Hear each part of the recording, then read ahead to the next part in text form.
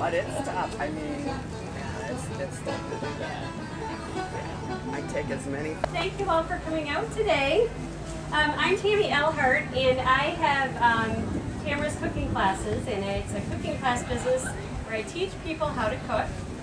I do that out of our home up in Grand Haven, and it's something I've been doing for almost 11 years now. Today we are going to do a couple things. We're going to do a grilled herb chicken with an herb salsa verde. Does everybody have the recipes? If not, raise your hand and we'll be sure that we pass those out.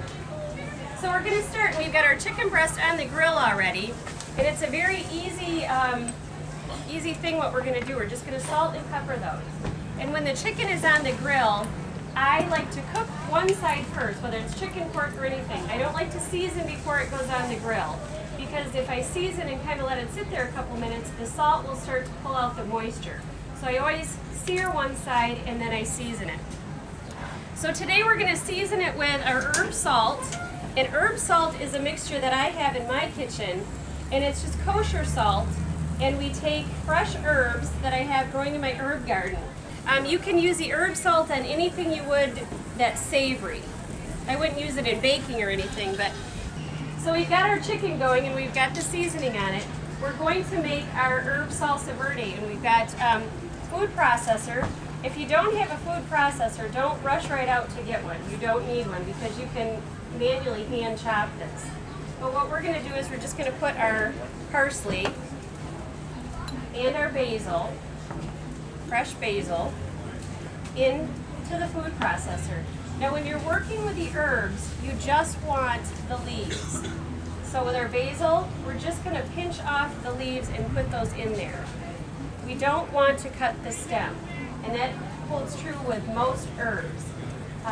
Rosemary especially, because rosemary is very, very woody and it does not break down.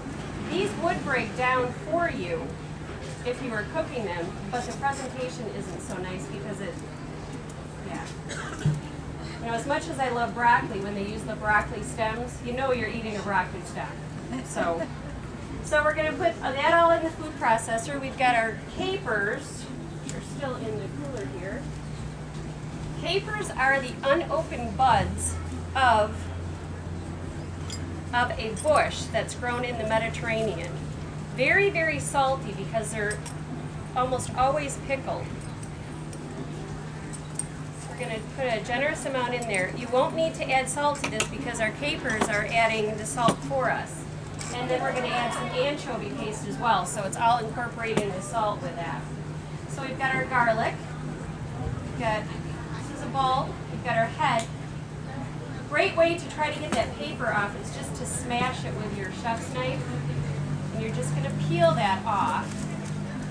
And then I like to trim off that end there. And that's going to go into the food processor as well. We're going to drizzle a little bit of olive oil. I always use extra virgin olive oil because the flavor is much better. I'm going to put a little bit of our fresh lemon juice in there, trying to not get the pits in there.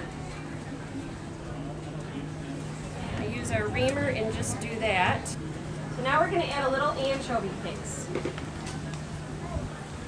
Anchovy paste, I would highly recommend that you use this in this recipe. Even if you don't like anchovies. I personally can't stand anchovies. It doesn't taste like you're adding fish into it. It just adds a nice flavor. So we're just going to squeeze an amount in there. And you can buy this at most of our grocery stores in the aisle where they sell the canned salmon and tuna and that type of thing. Okay? And then we're going to just get a little bit of our black pepper in there. A little bit of noise.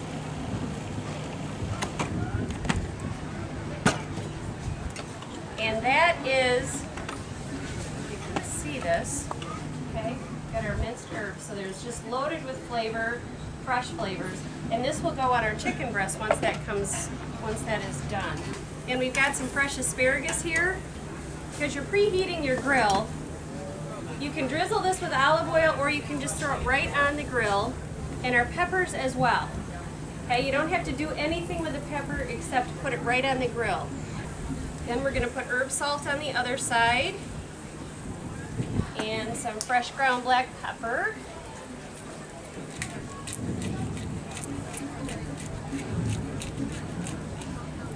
This is one of my favorites.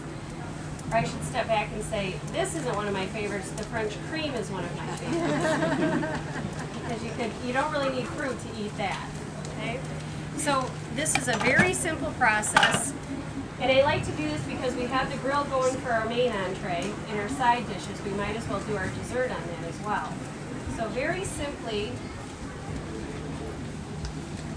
we're going to cut our peach in half. We're going to just kind of twist it. Sometimes it works, sometimes it doesn't. And then we're going to pop our pit out. The skin is left on these.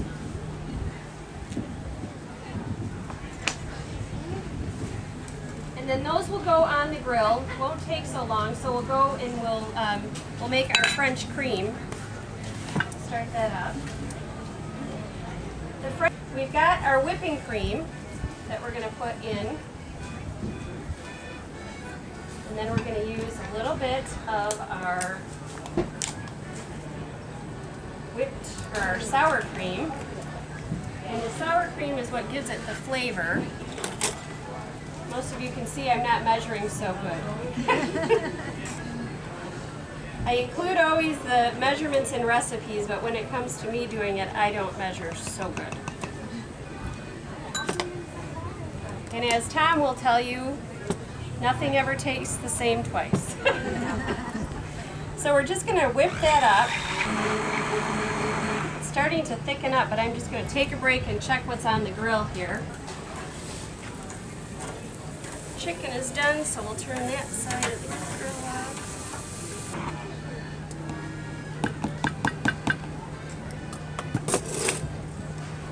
So we're going to add a little bit of confectioner sugar to this. It feels so special, I got like accordion music.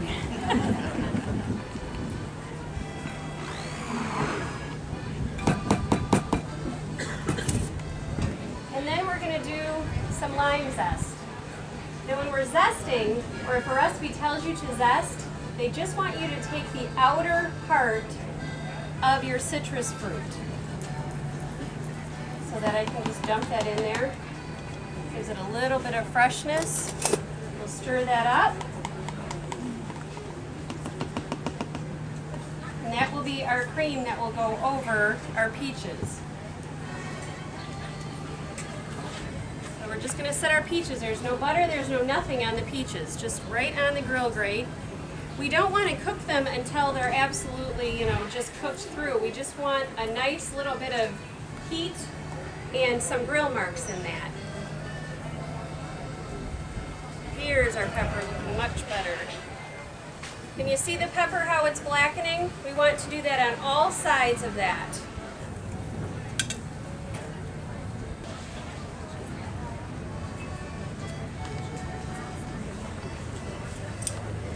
And we'll put a little bit of lemon zest kind of on our plate. And then because we've got fresh herbs in here, we'll just garnish it with a little bit of fresh herbs.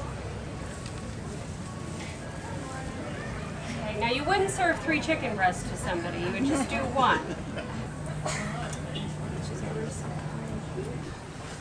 Our cream in there, and I like to serve this with a sharp steak knife and a fork right on the plate, and some fresh mint.